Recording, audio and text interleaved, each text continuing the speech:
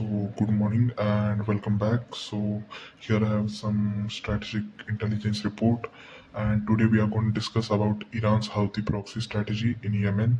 So, key points we would discuss is Bab el Mandeb, which is a strait near Yemen and Saudi Arabia and the Red Sea.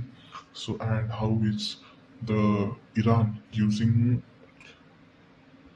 Yemen's Houthi as a proxy to gain influence and strategic geopolitical factor. So let's move further. Beginning with the core thesis, why do Iran need Yemen's Houthis? So Iran's support for Houthis provide them Tehran with strategic influence over one of the most important choke point, which is Bab el Mandeb Strait. So it's unlike Strait of Hormuz, which borders directly with Iran. Bab el Mandeb allows Iran to project influence over 1500 kilometers to 2000 kilometers away,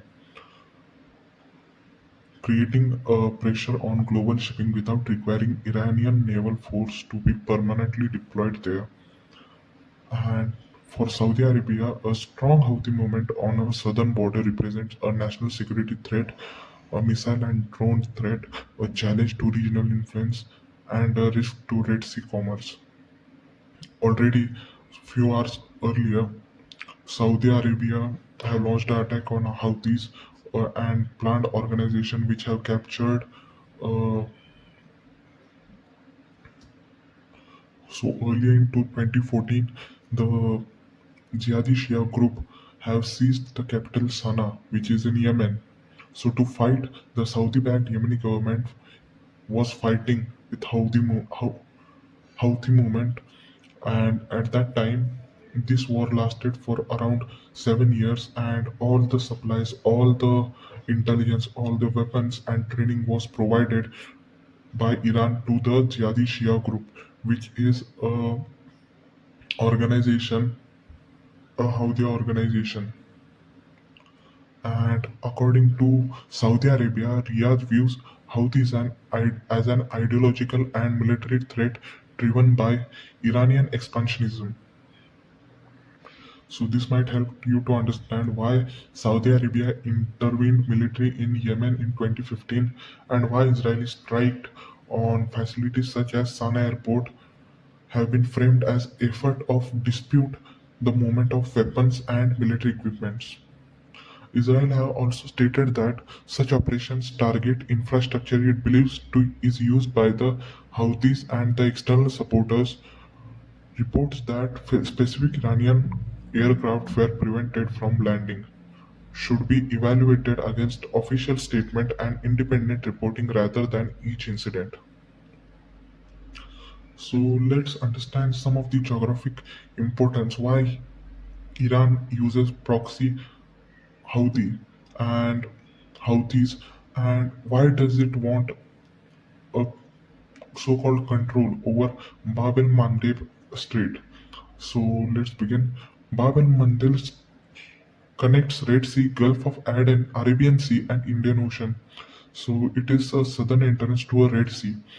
Every vessel traveling between Europe, Suez Canal, Mediterranean, and Asia must normally pass through this corridor. And why does it matter? So around 10 to 15% of seaborne trade and a significant share of Europe-Asia's container traffic normally around the Red Sea and Bab el Mandeb. Major disruptions have forced many of these ships to divert around the Cape of Good Hope, adding time and cost. Some of the analysts and shipping firms have also documented that this impact during the recent Houthi attacks. Therefore, this Bab el Mandeb is a southern gateway of Suez. So another reason why Iran support Houthis. So Iran's border is regional strategy has often emphasized forward deterrence, building an influence through aligned armed groups beyond its border. Instead of confronting directly Israel or Saudi Arabia only from Iranian territory, Iran have cultivated multiple relationships with groups in Lebanon, which is Hezbollah, as you all might know, And in Iraq, various Iran-aligned militias are there. In Yemen, Houthis are there. And in Palestine, armed groups support level vary by group to group. So this creates a strategic depth. So moving further, Iran's strategic objective. What is Iran's strategic objective? Number one is to pressure Saudi Arabia. The Houthis can launch missiles, they can launch drones, threaten border regions, attack energy infrastructures. And Saudi Arabia has faced repeated cross-border attacks since Yemen conflict escalated. Number two, which is threaten global shipping. The Houthis have demonstrated their ability to attack merchant ship, attack naval vessels, launch anti-ship missiles, use drones, deploy explosive boats in some cases. So this allows Iran-aligned forces to influence shipping without direct Iranian naval engagement. Moving on to number third, stretch US resources. Instead of facing one military front, now the Washington must now manage two multiple theaters simultaneously. So, which are the multiple theaters? Number one is Persian Gulf. Number two, Iraq. Number three is Syria. Number four is Red Sea, and number five is Eastern Mediterranean. So, Iran is using a multiple cross-border attacks and its proxy to attack rather than engaging into the war by itself. Moving on to political leverage, the more disruption in Red Sea and Hormuz, the greater economic pressure on Europe, Gulf states, and the United States. This can increase diplomatic leverage for Tehran. And why Saudis went to war with Yemen in 2015 is in 2014 to 2015, the Houthis took control of the Sana'a and expanded southward. The internationally recognized Yemeni government requested outside military assistance after President Abdurrahman Mansur Hadi fled the capital. Saudi Arabia concluded that an Iran-aligned armed movement controlling Yemen posed an unacceptable security risk. Moving on to Saudi strategic concerns. Most of the strategic concern is border security. Saudi Arabia directly shares roughly 1,300 kilometers with Yemen, and a hostile armed group there means missile threat, drone threats, infiltration risks, border instabilities, and as well as Iranian influence. Riyadh always feared that Yemen could become another arena of Iranian regional influence, similar in strategic effect to Lebanon or the part of Iraq. Riyadh has always feared that this Houthis should not become the second Hezbollahs of the Yemen. Nextly, energy infrastructure. Saudi Arabia's oil fields, pipelines, desalination plants, airports have all been considered vulnerable to missile and drone attacks launched from Yemen. The 2019 attacks on Upquake and Khurais highlighted a vulnerability to Saudi energy infrastructure, though attribution and operational details remain debated in some respects. Moving on, Red Sea security. Saudi Arabia's western port, including Jeddah and Yanbu, rely heavily on navigation in Red Sea. If Bab al Mandeb becomes unstable, Saudi exports, imports, and logistics all become more expensive. So, the recent war, when Israel has struck Sana'a airport, its stated objective has been to disrupt infrastructure.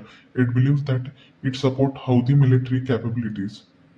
Some of the analysts have also discussed the possibility that restricting air operations could complicate the movement of personnel or material linked to Iran, though each reported incident should be assessed on its own evidence rather than assumed to involve in specific aircraft. So there are two choke points concept which Iran is trying to excel. Number one is Strait of Hormuz and number two is Bab al Mandeb. combining both the 30% of route through sea, which passes through Saudi and countries, other countries like Middle East and Mediterranean Sea, like oil supplies pass through these two straits, which is Strait of Hormuz and Bab al-Mandeb. So, direct impact or security threat on these straits might influence the 30% trade route, 30% might influence 30% oil,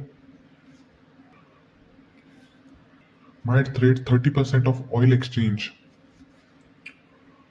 So, moving further, the geostrategic assessment from Tehran's perspective, influence near both choke points can create a multi-axis maritime deterrent. However, there are important constraints. Iran does not exercise a sovereign control over Bab al-Mandeb, and how this decision making is not universally viewed as identical to Iranian decision making. The United States, European navies, and regional partners have also increased maritime security operations in Red Sea.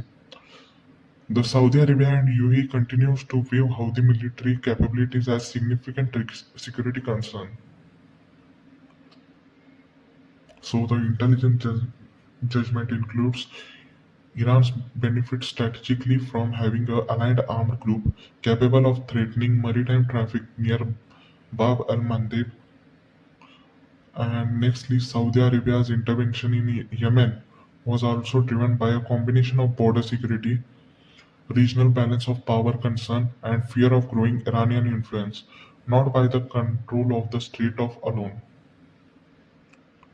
So, and continued strike on airport, ports, and logistic infrastructure in Houthi controlled areas to remain part of Israel's and, in some context, US military strategies when those facilities are assessed as supporting military operations.